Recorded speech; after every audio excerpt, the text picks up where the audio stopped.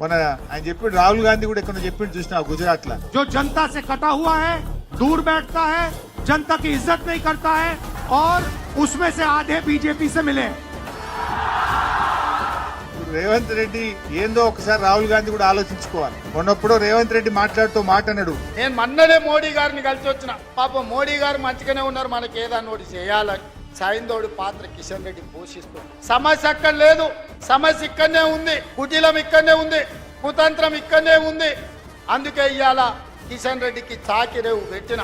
అంటే నువ్వు మోడీ గారు మంచోడు అన్నవంటే రాహుల్ గాంధీ చెడ్డోడు అన్నట్టు. ఎందుకు ఈ మాట అంటున్నా? పొద్దుగా లేస్తే రాహుల్ గాంధీ ఏమంటాడు? మోడీ చెడ్డోడు, మోడీ మంచోడు కాదు, మోడీ మంచోడు కాదు, మోడీ దేశానికి అన్యాయం చేస్తుందని రాహుల్ గాంధీ అంటాడు. మరి నువ్వేమంటున్నావు? మోడీ మంచోడు, మోడీ మంచోడు అని రేవంత్ రెడ్డి అంటున్నాడు. మరి మోడీ మంచోడు అంటే ఇక రాహుల్ గాంధీ చెడ్డోడు అన్నట్టే కదా, నథింగ్ బట్. ఇలా రాహుల్ గాంధీ కూడా తేల్చుకోవాలి. ఇలా ఎవరు బీజేపీ కోహట్లో, మరి మొన్న నువ్వు గుజరాత్ లో మాట్లాడినావు కానీ రాహుల్ గాంధీ గారు, తెలంగాణలో కూడా కొంతమంది కోవట్లు ఉన్నారు, జాగ్రత్త చూసుకో.